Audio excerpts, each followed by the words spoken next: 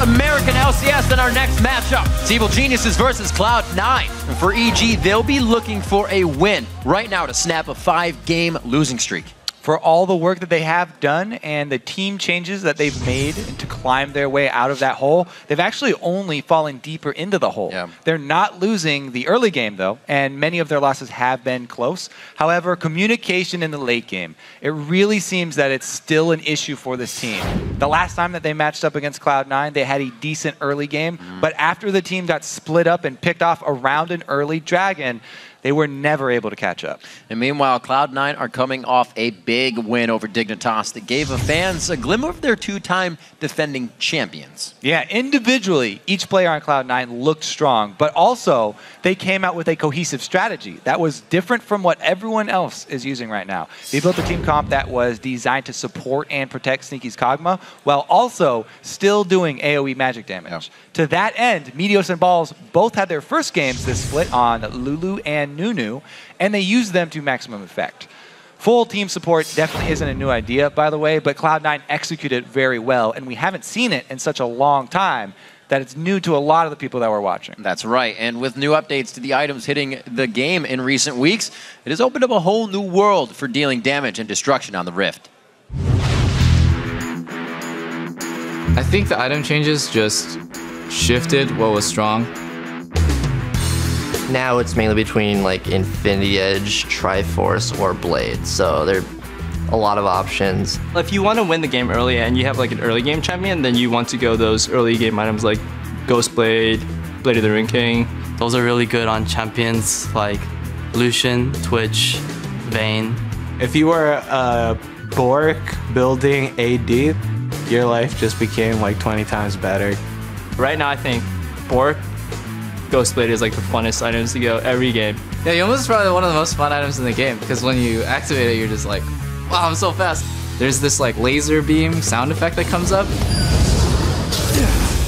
The visuals and the sound, it's just like, it's like a chainsaw going off. It's like, oh my God.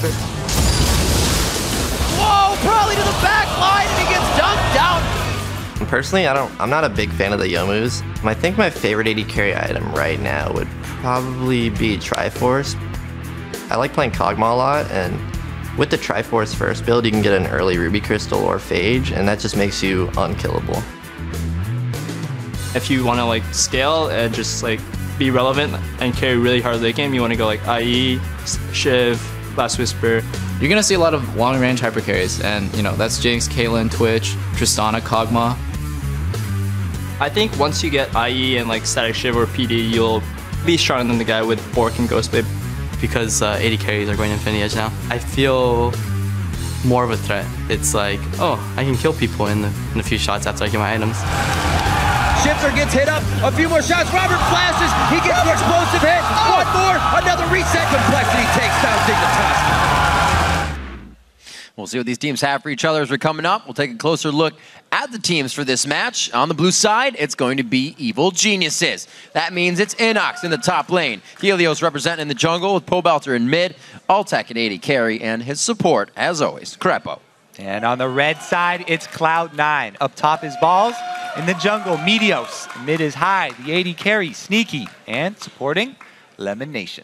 See who has the better ideas coming out of Champion Select. It seems that it itself in 4-11 was a very big place to pretty much just win the game and take your opponent out single-handedly. Now we see another little patch, and things are kind of altered a little bit more, and the games are getting even longer. Yes, one of the things I do like about 4-11 is that the way that assists bounties are accumulated has been changed a little bit, just drawn it out a little bit more. Right. So it takes one more to get to that maximum streak. And you just feel, you don't feel as bad when you are the team that's ahead because the team that's trying to come back doesn't have as easy of a time. It's a very small change, but it does help a little bit for teams that do get those leads. Helps teams close out.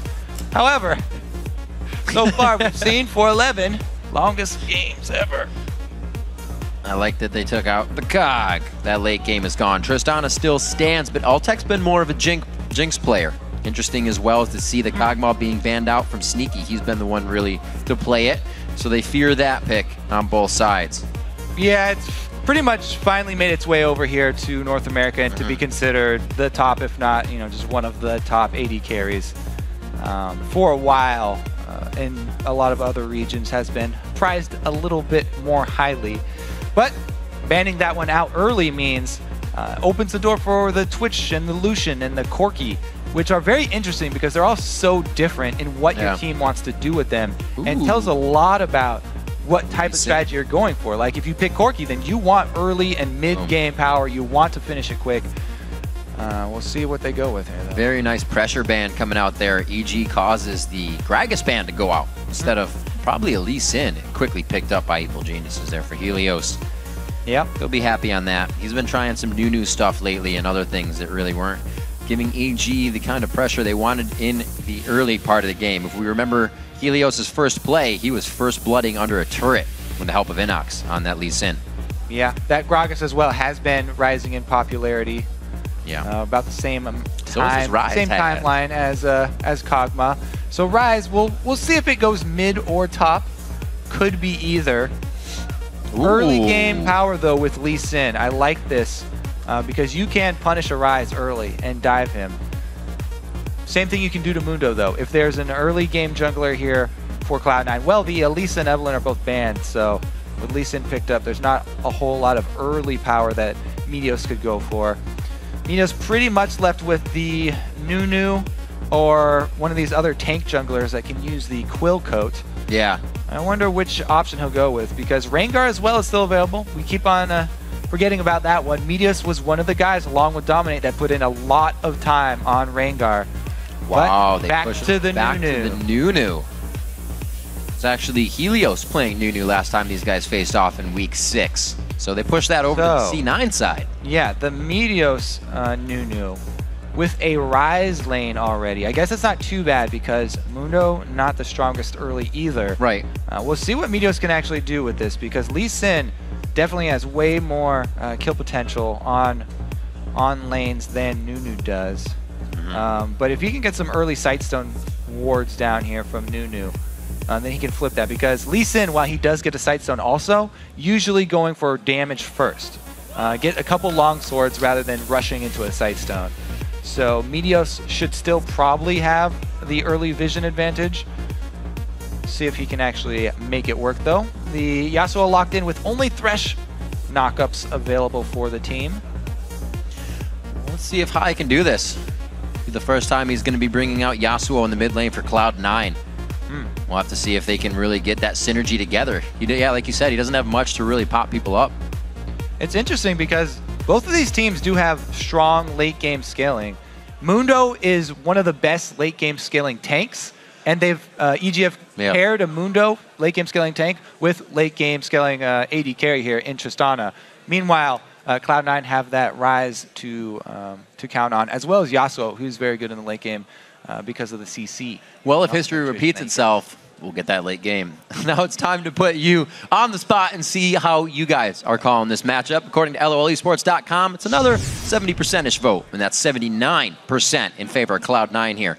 EG is looking to rack up a little more than 21, and you can help that. Yep, once again, if you think that one of the teams will get an advantage or have already gotten an advantage with their team competition, then you can update your vote by tweeting at LOEsports and use the hashtag EGWin or C9Win. Start crowding the social media airwaves and get behind your favorite team. Evil Genius is really looking to stop some bleeding here. This 5-game losing streak they have is kind of compounded. Super Weeks haven't been their best. They're 0-8 on Super Weeks. The last one, too, 0-4 with that math. So for them, needing wins here is a must. Yeah. They really need to start getting themselves back up in the standings here. And more than now the second half of the split, we're already into it. Yeah, and what is their streaks? 5 games in a row they've lost. Yeah. They want to put an end to that streak as early as possible. Some teams have been able to do it against Cloud9. You know, Cloud9 has Well, they already have one win. Yeah, they've been such a wild card. Hopefully that day it's the ace in the hole coming out for EG this time. They would love to win here. Cloud9 looking to keep themselves as one of those stable, more top-tier teams that they've actually been falling out of this season as the 2-time champs coming out of the LCS splits recently. All right, a sweeper from Meteos for the start. Let's see what Cloud9 do. Nunu is very, very good if he can get an early lead in the jungle. If Cloud9 can finagle their way to a level 1 advantage, then Nunu would be a great champion for taking advantage of that. Let's see, though. Everybody just screening so far. Might be a late invade still, though. You never know. They could still group up. Meteos as well with a regular ward to place down if they decide to go for that invade. Helios, though, man, as a jungler, he has always been up for early fights, especially with Lee Sin. He is going to be looking for those fights. His debut was to die and give Innox first blood. It was great. He'll probably do it over and over again. Yeah, exactly. Oh, yeah, they got it. They got a kill. So worth his life. A little love tap coming in from LemonNation and Altec as they meet each other towards the bottom half of the map. At least they know, obviously, getting standard lanes, but they have the wards that'll tell them that already. Sense of Balls is not scared of being killed by Mundo early, starting with the offensive mana crystal rather than boots to dodge cleavers or skill shots. He's got very, very high harass early here, this Rise. Mana crystal as well as mana runes versus Mundo. So we'll see how much he can punish him, because you have to be very careful. Rise is strong 1 versus 1 if left isolated versus a lot of these top laners, these melee top laners. However, Rise can easily be ganked early and turn that completely around. When these melee champions get an edge on Rise, they can chase him down very easily, and Rise can't even lane anymore after that. Nunu is definitely one of the weaker ones, though. He doesn't have to be as scared as like if it was Aurelia he was facing, but Mundo can still chase you down in that long lane if he gets an early lead and is able to get cleaver positioning on you. So this top lane can be changed very quickly by jungler influence. Great denial. He's still going to get it. Right now, before 3 minutes, Balls should definitely have the upper hand, and he is taking advantage of it, harassing Mundo down. We'll see if Meteos decides to place his early vision to screen for Balls and try and protect Balls up in that top lane for the sort of classic Cloud9 play style, running a lot of plays out of the top side of the map. I was going to say a much faster clip, but there's no gank coming out of it as he goes towards Wraiths. Helios finishes his red a little sooner, but Meteos has already taken his small camp, so he's going to be up towards that top lane after Golems. Like we said, may not see too much in that lane, but we'll also have to keep tabs on the usual Mundo gank. Is it going to happen before 5? Will we see it towards the top lane? It'll be pretty easy to cancel out, especially without having a ton of hard crowd control coming from Rise and Nunu. Hang on to Rise early. They do call out that he's overextended. Meteos, he places the ward, but he doesn't sweep it. His sweeper was on cooldown too, so Balls not communicating that Mundo went over to that side bush to place the ward. Maybe Balls didn't get vision of it, but regardless, top lane going to be left on its own because EG know that there's a ward here from Cloud9. So Lee Sin will not try and gank that way, decides to change and go for mid instead. High baiting it out a little bit. Very nicely played by Helios. Just playing it slow so he can get the max amount of damage on.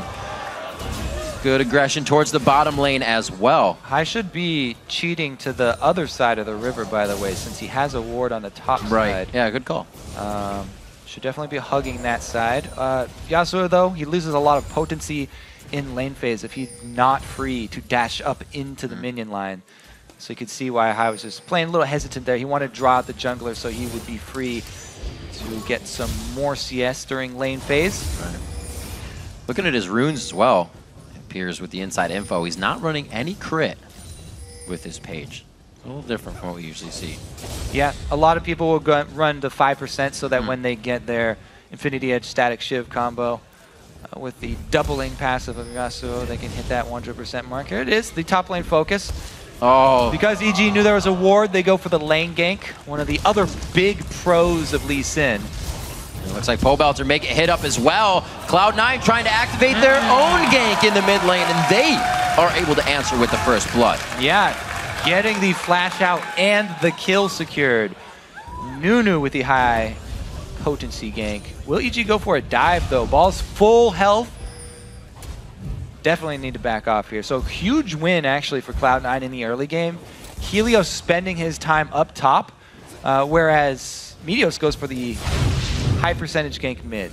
Walks through. Oriana was pushing up. High had a minion wave to work with. That is just the juiciest time to go for a gank here. Well timed by Cloud9, communicating. Yep. Wave coming in, go for the gank now. Yasuo's easy at chasing people down through those minion waves. And it's all about this vision control from Meteos. We were wondering if he was going to be able to get that head start. He has just littered the entire map with wards. He covered top side first and takes that mid opportunity after the mid kill to get red side as well. So complete coverage here for Cloud9, as we're used to seeing them, you know, when they were in their heyday, the golden age of Cloud9. Yep. When they were beating not only the top teams, but also all the bottom teams. It almost seemed like seamless wins would just kind of pile right in. See if they can keep that pressure on in the mid lane. Good push onto Pobelter, but getting high going, especially on Yasuo. Kind of been criticized about his champion pool. Now pulls out this. We'll see if the 1-0 can be carried a little bit farther into the late game. As we were talking a little bit earlier about balls getting ganked, we've actually seen Rises have like only 5 CS by the time everybody else is level 3 or 4. So we know he's going to get big in the late game, even if they put pressure on him.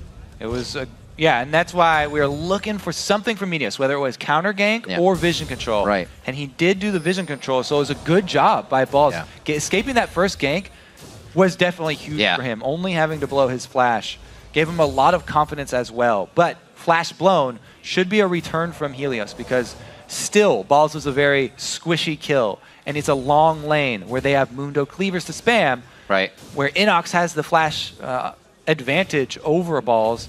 Should be a pretty clear call to go for maybe another lane gank if they're worried about vision control. LemonNation getting body blocked out constantly by minions in the bottom lane. Actually, you know what? With the flash available on Helios and Innox, that would be pretty much a guaranteed kill if he had gone up to that top lane. I like Innox's first buy too, because it also kind of thwarts out Meteos' damage if he's to come in for the counter gank. So that Negatron cloak leaves him pretty strong to go into any 2v2s towards the top lane. Yeah, straight up against Rise. Definitely going to want to get his cowl as quickly as possible. The extra health regeneration on poke from magic damage is very, very strong for laning phase. And having started that health crystal, he'll be able to complete it very quickly. There you go. He's got his cowl. Return to base just for that, priority by the way. on that. Right back there to get it. So he should be able to stay close in CS now with Balls. And the harass won't be as big of a deal. However, you've got a Rise scaling up here with almost the highest CS in the game. He's just under the 80 carries. So Balls is feeling very, very strong about the way the early game has been going for him. And he's going right into the scaling items. Tier into the Rod of Ages very quickly for him. So Cloud9 will be pretty happy with that situation. But speaking of the bottom lane, maybe we check in down there, because it looks like Tristana will be going for a static Shiv, and Cloud9 take the opportunity for the back timing of the bottom lane to take that early dragon.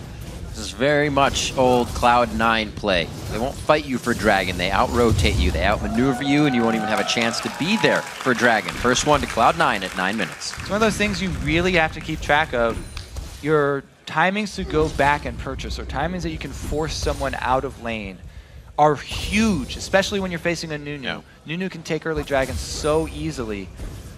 You have to be very careful. And you can use this against the teams that you're playing too. Timing the harass that you want to, when you want to go aggressive in your lane, with when your jungler is ready for something like that dragon. Also, keeping track of the gold that your enemy has is very important. When they want to go return to base. He just denied that. He knows there's no ignite. Innox, that's why Innox is playing this so brazenly in the top lane, running right up to a Rise, that if, you know, Balls did have an ignite rather than teleport, probably could have killed him there, but Innox knows he does not, and able to take it. Ooh! A very great game of denial being played. 81-69 in that top lane. That last one, Balls was able to get in front of a siege minion. Now a bit of aggression to the mid lane. Uh-oh. Helios has a friend. He knows, though. Good ward from him. They're going to be able to quickly put Meteos in a bad spot, force a flash out of this as well. And Helios making a bad situation look good. Now, he wastes a pink ward 5 seconds, 4 seconds after the flash is already there. There's no way he's going to catch up to Meteos. Right. They thought they had Krepo coming in. A little miscommunication for sure. Yeah, it seemed like a waste of a pink ward for that jump there, because Meteos can clear that one out. He knows it's there. That's 100 gold. And it was a very good flash by Meteos, by the way.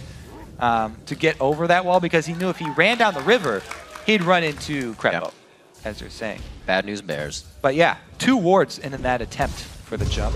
Just a little too late there. I think that first ward was just him failing it over the wall. Gotta use the next one.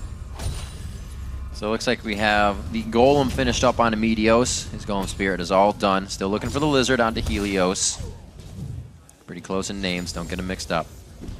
And just about 1,000 gold lead coming in, or at least 1,500 for Cloud9. Pretty normal. They're controlling the game as they usually do with that Rise in the top lane. You can see Balls is more than happy to just farm and kind of take cleavers to the face, denying Innox farm, which he's actually getting himself back up in.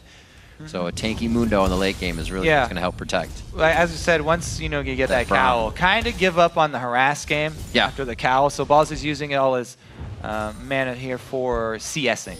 CSing under turret, difficult for Rise without using his abilities. And he wants to stack up his tier anyway. So he's going to get that done. Spirit Vision complete means, yes, 100% give up on your harass of Mundo. Because there's no way Rise without Ignite is going to kill him. Ooh, very close. Krepo almost hitting a Winter's Bite there that may have activated Helios on the Russian. You can see High. He's getting a little antsy as well. Sets down a ward below him, a pink ward. So it looks like they're ready to gain control over that area quite soon. He's 107 to 102. Him and Pobelter are actually faring quite well together in that mid lane. Helios strikes back, but he sees High leave the lane and waits a little while for the pink ward vengeance. Nicely done. They've got a long time till the next dragon, though, since they missed out on the opportunity with their base timers.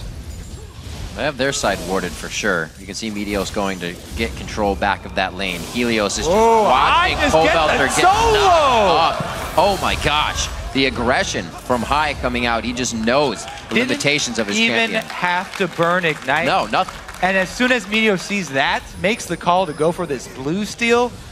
Well done by High. It's been a long time since we've seen a solo laner make a play by themselves.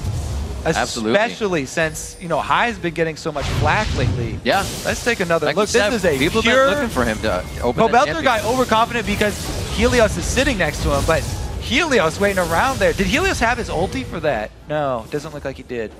But man, Pobelter wanted to shove because he had his jungler there. He felt confident in shoving, but Helios was backing off, not helping him shove. And High, great job taking that opportunity. Huge solo play from him.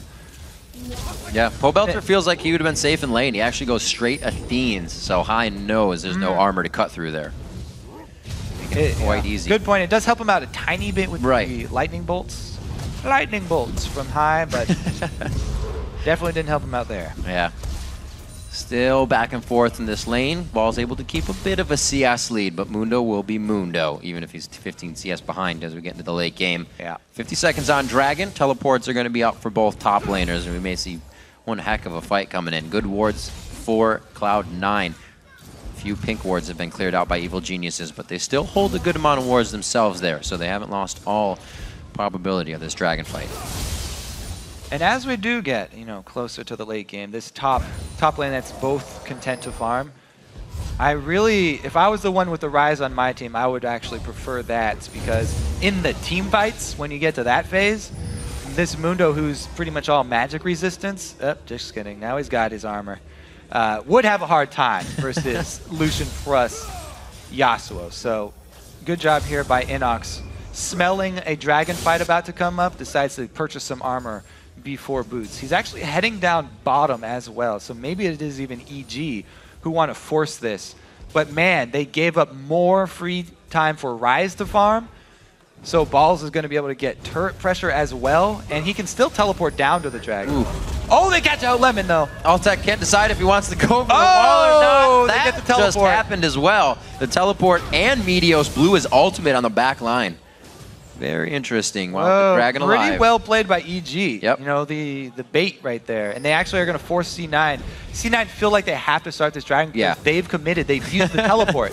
If they return to that lane, then the other one's going to be down. However, it's a possibility to get a steal because even if you're Nunu, Lee Sin has an execute as well. It's not quite 50-50, but High makes a pick! Pobelter back on the Rift. I believe Pobelter High got back that with off his the Rift. knock-up. High started it with his knock-up into ulti, Yeah, and then dove it. Balls came over with the Rune Prison to ensure the kill.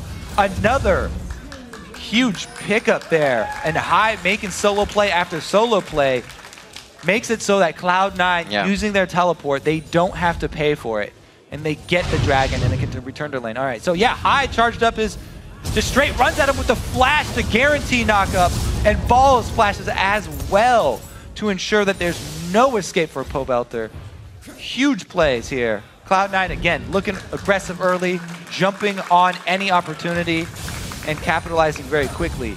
5K gold lead pretty much for them. Visions of the old Cloud9 right now, Kobe. They are playing very aggressive, assertive, like every fight is going to be a victory for them, and they disengage properly when necessary. Now they give Balls free farm in the top lane. Everything is going in their favor as they start to gain bottom control, and split push is still in their favor. Not really a fan of that teleport because there was no way EG were gonna get a kill off of that under the turret.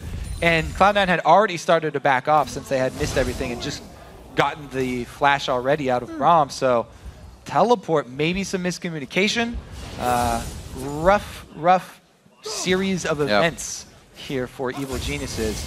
And they have decidedly lost this early game. You know, a lot of people were mentioning in their losses, they didn't always lose it very early on. Right, they'd have a little control. It was mostly the later game, but man, have Cloud9 come out very strong in this early game.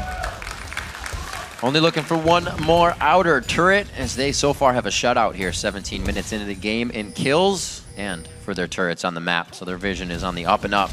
Should be getting some forward wards placed out quite soon. Last dragon was theirs due to a bit of a mistake by Evil Geniuses. Even though Cloud9 had just used practically every ultimate and teleported in, they were still able to get that dragon. Man, it is going to be a rough comeback for EG now. Yeah. Mid and top turret are down. So Meteos on that Nunu with his early Sightstone can get down so much control over the blue buff of Evil Geniuses that Cloud9 should easily be able to control that one. If you can deny that from Orianna, very, very big for Cloud9 because Orianna is a lot of the wave clear. Altec is most of the rest of the wave clear, pretty much all of it, with Trist. That's somebody who should keep an eye on as well. Bottom lane. Altec has been able to come out very strong on his AD carries. This is his first Tristana game. We'll see what he can put up. 3 versus 3 though. Once again, stalemate in the bot lane. His first Jinx game, he was able to put up a pentakill. See if he can do on Trist. I actually love the build path for Trist coming into the new patches. Just a little bit of burst as you get your static shiv first. And you can build all the damage you want. It's really nice. Yeah. Feels good in lane. Burst for him, burst for Yasuo. High's got it as well. We'll see if Sneaky goes for it. Last time Sneaky went Infinity Edge into Phantom Dancer for the hard late game carry. Big fan of that Shiv though on it as well. We'll see what he has for this time. Good CSing under turret here for Balls, but he's running low on juice. Good dodges. He'll be able to keep it up. Already bringing Innox down to half health. So you know in these fights, if these guys meet, that's going to be... Oh, yeah, because he's got High coming in. If there had been no ward there, then it would have been a great job by Balls, softening Mundo up. However, Innox does have defenses in place, able to back off. Man, it's just going to be a return to base for Balls. So High with 2 kills. Balls in the top lane with 1 previously. That flash on a Pobelter. Yeah, he's antsy flash now. From Pobelter as well. Pobelter is real antsy now. He has after to. What happened last time. The only thing he's got since we saw that at Athene's is the penetration boots. And now with the teleport coming in, that's the blast coming out of Helios. He gets the dragon kick. That rage is going to be enough to keep Helios in range. The blast in. 1 more Q is not enough. Shield coming from Pobelter, actually. They're going to try to lock down Altec as soon as he gets out of the brush. They get it, and he forces the flash. Very nicely played. Cloud9 coming up big on all fronts. Yeah, Rise has come to play, and Balls is going to be out of control this game. He got to scale up pretty much for free. And yeah, as we talked about, I'd definitely take him over a late game Mundo that was even farm. Now he's doing some double scaling. Got the Rod of Ages going built up. He'll be fine. See how long he has on that. He's about 120 on the on it. It's charged up so far. just picked himself up another kill in the game, as we saw, and Cloud9 moving very surely and quickly down the bottom lane to a second-tier turret. They still have only lost top turret as of right now. 20 minutes into the game, they've got themselves a 7,000 gold lead. I don't even know if Innox can handle him now, especially with red buff here. Balls, as long as Balls doesn't get ganked by someone else, he's pretty much got control of the map. He can do whatever he wants. He has no vision though. He's playing like he knows how strong he is right now. He knows that it's going to be rough for EG to do anything. Well, we'll see if EG can actually put that plan into form. A lot of wards to the bottom side right now are keeping Sneaky safe if he decides to go back down and farm.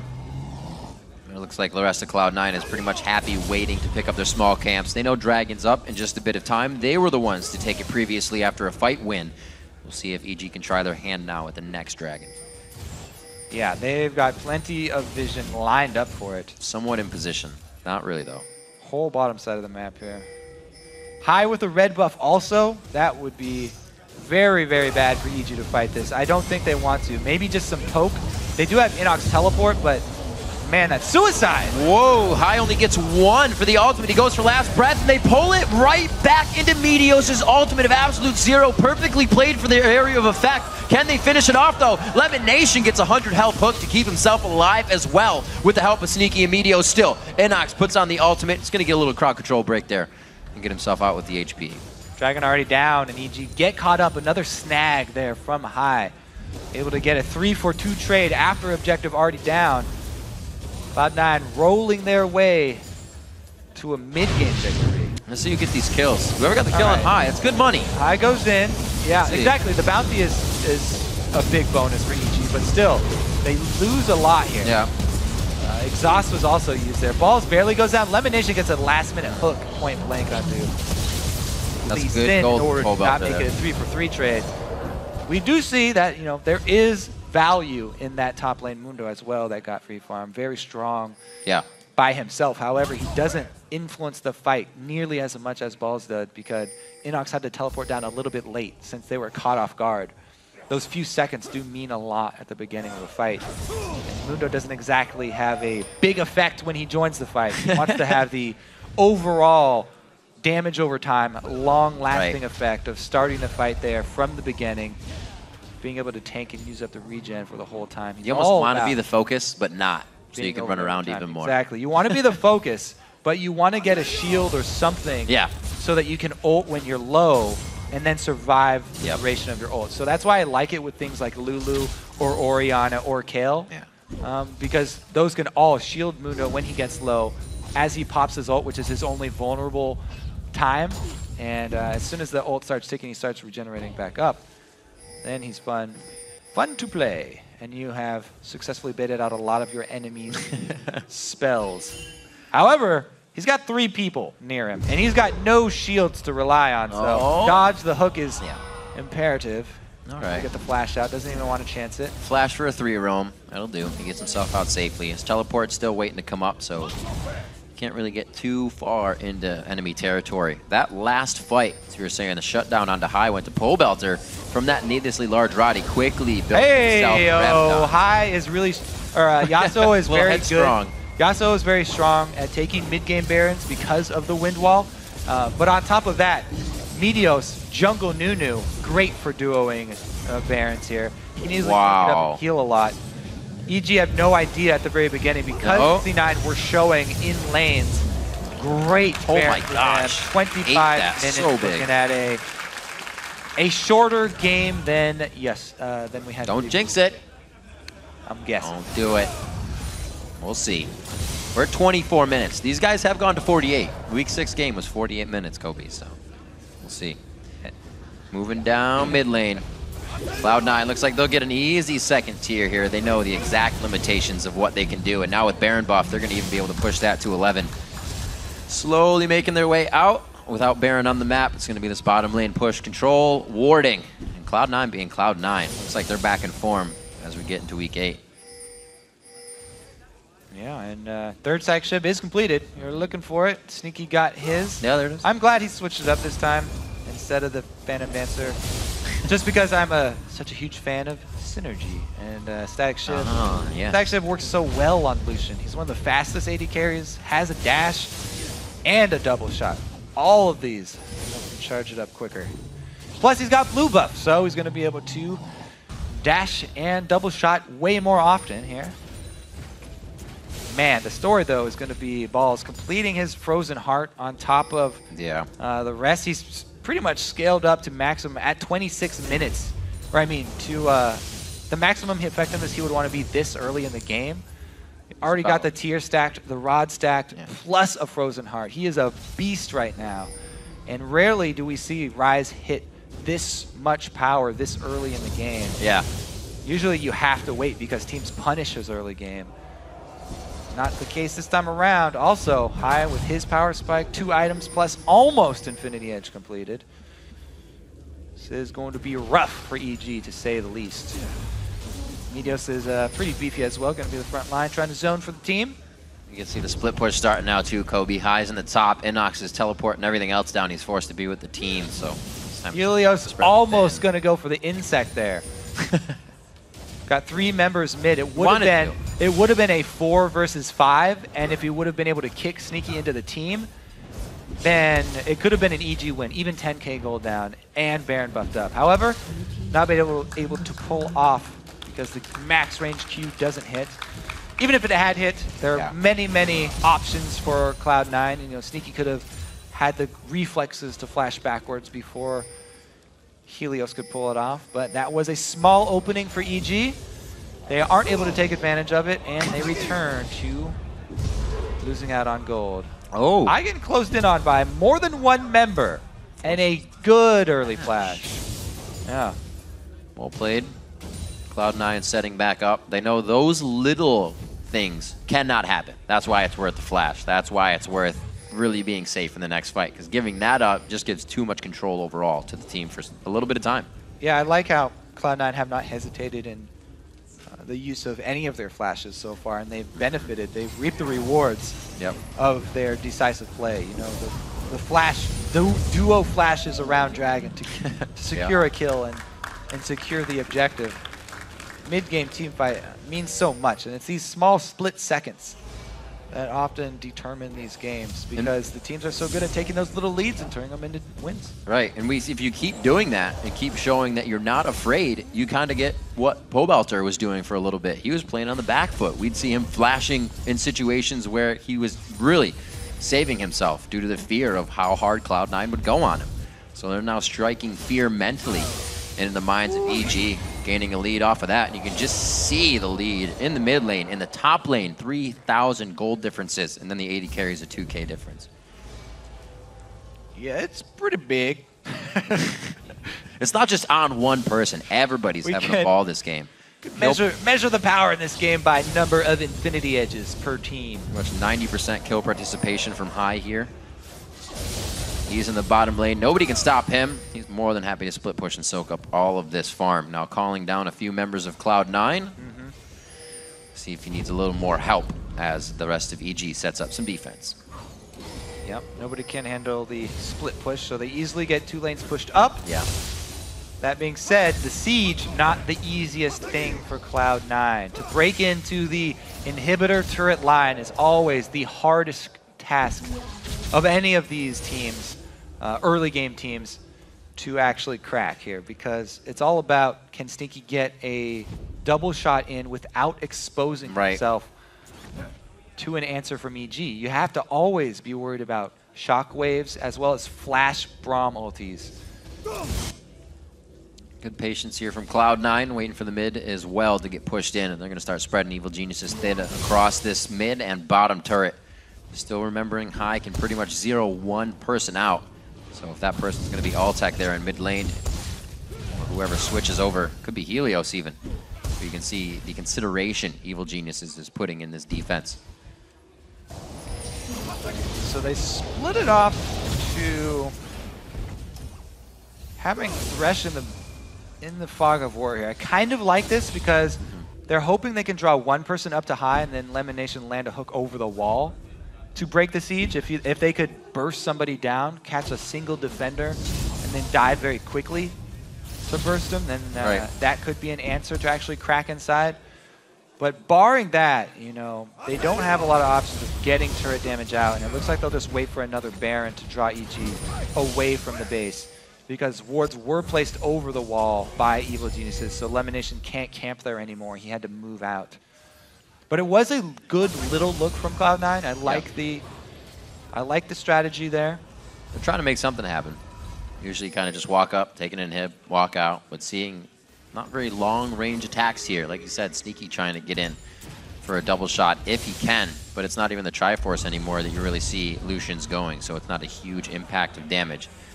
Altec, not having the best game for himself, but still keeping up in CS and still ramping up on Tristana. 3 more levels, he'll have max range, definitely be able to create an impact on the game.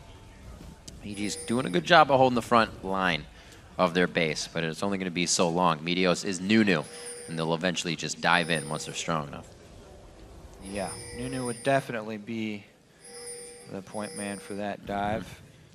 It's about all late game Nunu's good for, soaking up damage and zoning. To be fair, the attack speed difference of Yeah, that's true. Snowball and Blood Boy is pretty big. Besides that, though, Little back and forth. G get caught out on multiple fronts. High going hard on the support. He's giving everything to Krepo right now. They're able to take it out with the help of balls as well. Red buff EG in sneaky all here. sorts on this engagement of trying to see what's going on in Baron. They somewhat stopped it, but Cloud9 still feels strong enough to go again. Yeah, Baron going to go down really, really quickly. They've got that blood boil on Sneaky. Uh-oh. I don't think EG Same. knows that they can move off of Baron that fast. They do now. Yeah, it was a good little move to get some damage and get something out of the situation, but they have to be able to defend their inhibitor turret once again, we said. Now, this is the time for the dive.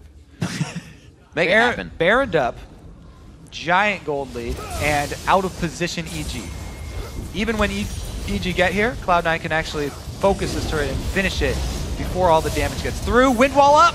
Mundo's no ultimate. Innox goes in without having it. Oh, He the gets taken down by shockwave! Yasuo. Nice try by Pobelter. Is it going to be enough, though? Meteos gets a good lockdown on some absolute 0 damage. And Krepo and Helios are now trying to sort themselves out here as they're both forced to exit different sides of the stage, and they are then thrown off. Double kill coming in for balls. It's going to be 33 minutes in. They have the base to themselves. All right, congratulations to Cloud9. That should be game. Yeah. Definitely a little bit faster coming down in this one. Cloud9 decisive out of the gate, coming in with the Rise pick and the top lane. High with his first Yasuo pick coming into the summer split. They're going to take a 33-minute match off of Evil Geniuses.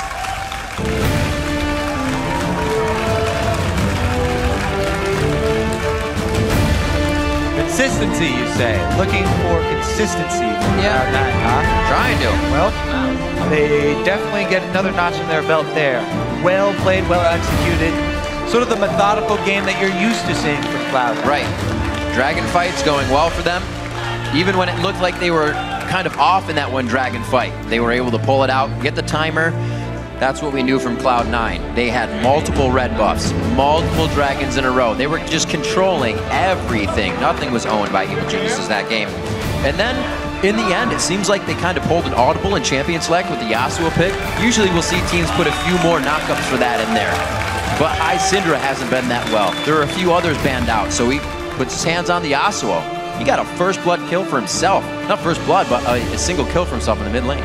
High had his own knockups this game. Yeah, he had absolutely. really, really strong knockups, just all by himself, charging it up, and multiple times. He's the one that really got them the early game lead that they were able to turn into the victory. So, yeah, definitely confident with him not needing a lot of extra ways to pop off those late game Yasuo ults. Thresh, by the way, has 2 ways, so he's right. He's a good option. It's just not the super long range one. That you see a lot of teams look for. See, as they pack up their gear and think about the games that have to come in the week, where they stand in I should stand in the standings now, where they are in the standings, who's going to be moving up and who's going to be going down one more game that farther from the first place matchup. This team right here, Cloud9, really making a name for themselves out of that one, a form of Cloud9 we haven't seen in a while. Balls was able to hold top lane without any help and then come out to be a huge factor in the game. We saw that all the time from him on Shyvana, on Mundo, on Trundle previously. And he's starting to do it again. At least this one game. Maybe it's a new leaf for these guys. I do like it going back to a very big threat in the top lane. Right. The late game scaling power of Ryze, rather than what everybody's been trending toward, these support champions up top or the super beefy tanks. Good to see Balls having that sort of impact again. And really, this time, it wasn't about him getting that solo kill or making that flashy play up top. It was about him just avoiding the gank and staying alive to CS freely, knowing that he had that power in his pocket for later. So now it's Cloud9 2, EG 1 in their matchups. EG within the rest of the split still has a chance to even that out, so that's not too bad. Having a win against one of the top tier teams when you are trying to call it from the bottom is one of the wins you definitely want, because everybody thinks those are going to be the ones that put you even deeper in the rabbit hole. Right now we're going to send it over to Dash and Freak for more on Cloud9's win. Thanks, Riv. I want to welcome Hi to the desk after a much speedier game. Yeah. Thank you for that. It went much faster than the previous game. That must have felt nice, right? Winning pretty efficiently and quickly. I don't want an 80-minute game. I'm sure they didn't want an 80-minute game either, but those games are interesting to watch, I guess. They're bloodbaths, at least. You're asking how do you top an 80-minute game? If you want to try to have a bigger mark on the scene, what do you do to top that? Somehow win before 20 minutes? I don't know how you do that, but somehow win before 20 minutes. It'd be pretty freaking hard, though. Because a lot of mid-lane champions right now are just all about wave clear. So, like, how do you end the game when they just clear the waves? So, old efficient Cloud9 style, man. You got to dive turrets all the time. Yeah, that's fun. Yeah. All right, down to business. Last week when I spoke to you, you were definitely down on yourself. Weren't happy with your play, or really the team's play in general. What changed, though? Because we saw you come out really strong this game, and you guys just took over. Well, Pobelter played too aggressively early game. He had one ward on the side of the left side. I saw him ward that. So the fact that he gave me a free kill with Meteos kind of snowballed the lane really heavily. He fell behind. And then I think also at like the 7 or 12 minute mark, Helios came mid to try to push out to take blue. And Pobelter also was too far out again, so I just killed him again. And those 2 kills kind of just gave us complete control of Dragon early game. And we just had a really good gank by Meteos that helped me a lot. So, I don't know. We just played it much better. Well, you guys did obviously play really well. You brought out your first Yasuo of the split. You'd only played him, I think, twice before, or 3 times before. And one sort of thing with you guys is it felt like you've been taking some time to try to find out how to play the game properly again. I remember at the beginning of 2014, you guys were like, oh, we're going to learn to play more aggressively. We're going to like learn the style. It'll take us some time to catch back up. Do you guys feel like you've solidified the Cloud9 game plan right now? I think we're definitely getting better, or at least on the right track. So the first half of the season, after I was still healing up, we're still trying to figure out like what to do, how to improve, et cetera, et cetera. Okay. We have a good game plan now. Our practice has been going much better. And I think just a lot of the faults earlier we had in the season is just my subpar play. I don't think I'm at the best I've been or ever, but I think I've been playing better. And that just translates into us having better games just because I do so much for the team as far as like shot calling. And if your mid laners behind, it's just like the worst thing in the world. So I've been working a lot to try to make myself not and what's a word that's the opposite of an asset? Just heavyweight. A detriment. Yeah, I don't want to be a detriment to the team. So I've been working a lot to get better. And honestly, if you look at all the AD carries in North America right now, Sneaky's by far the best one. And when you have the best AD carry in North America on your team, it makes your late game that much stronger just because he's the best AD carry. So. Of course. So then how about the morale of the team? You were saying that as long as you're feeling better about your own performance, you're okay. Is everyone else feeling confident about Cloud9 now? You guys ready to take to the top? Yeah, so I think a lot of our play in the past few weeks has been very, well, I'm looking for a word that's not passive. Yeah, passive. Let's go with that. There's another word that starts. Moving forward, we've been very passive, I guess. So I don't like that playstyle. I don't think that is our playstyle.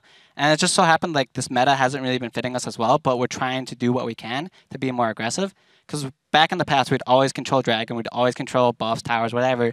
And lately we've been giving them up. So we're trying to fix that. We're not giving dragons and turrets. So that helps a lot when they don't have free 2,000 gold from every dragon and stuff like that. All right, well, speaking of aggressive plays, we actually have that 12-minute and 30-second solo kill from the mid lane.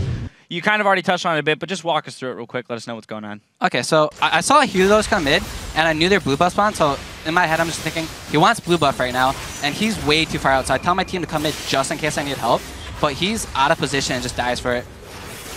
They wanted to get blue buff for Oriana so he could start harassing me again, but he got too greedy for the farm and just sacrificed his life, and that was a pretty big throw by them.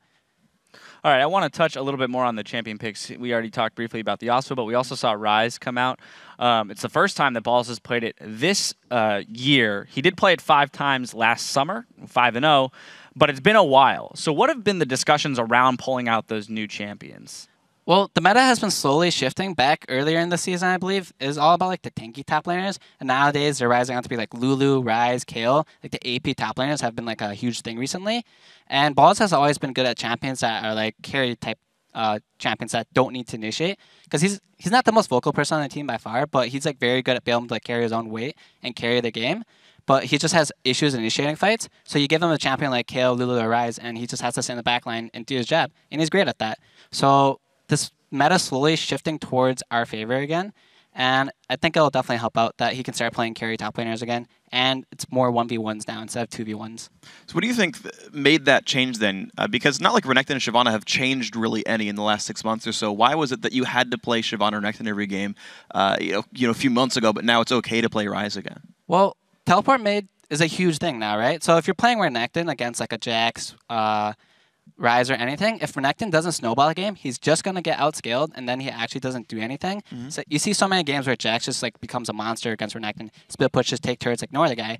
So without Ignite, you have no kill pressure in lane. Everyone can just run teleport. So lane dominant champions for top lane are just falling out of favor, unless they're just split pushing AP range ones that can like bully the lane the entire game. So it's just, back then, you could kill people. Renekton would run Ignite, you can tower dive Shyvana level 3, you could tower dive Mundo level 3, but you can't do that anymore. And that just makes lane dominant champions like Renekton gone. Shyvana's still good, but the AP top lane champions are just the best at the moment for this meta. Okay.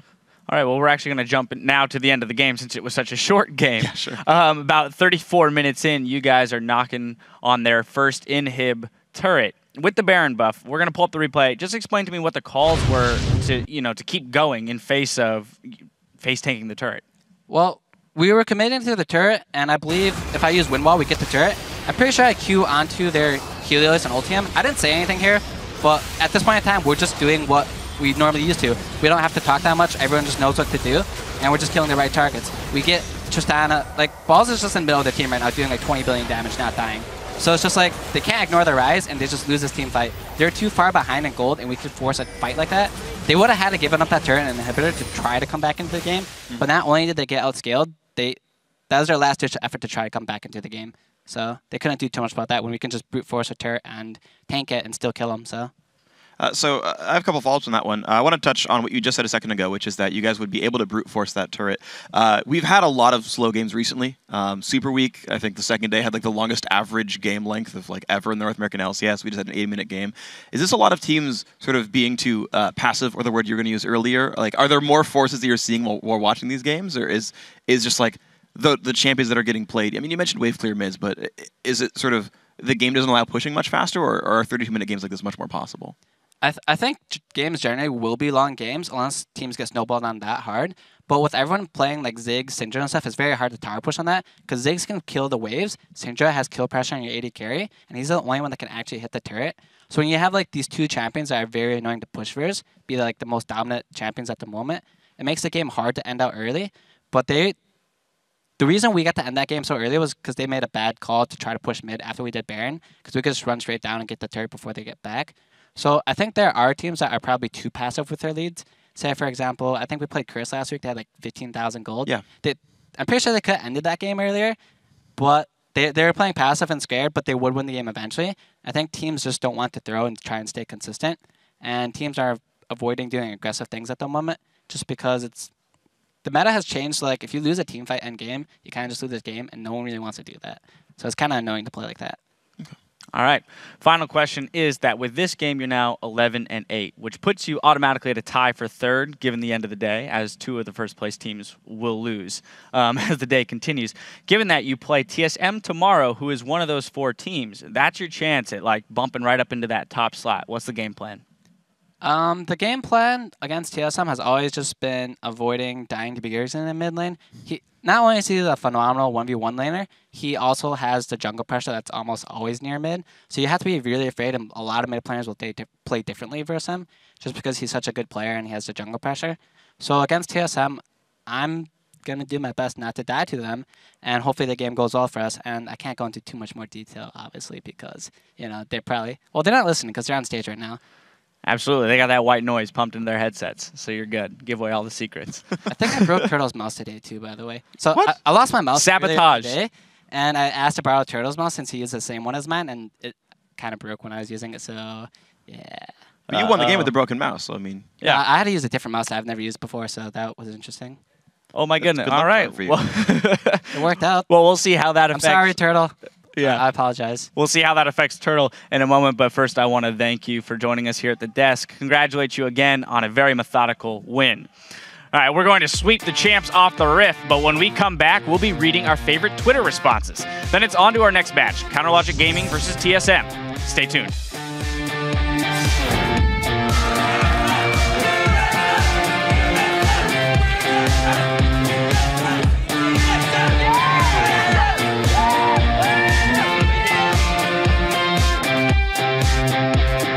Cloud9? More like Cloud Wine when we're done with this game. Am I right, guys? No.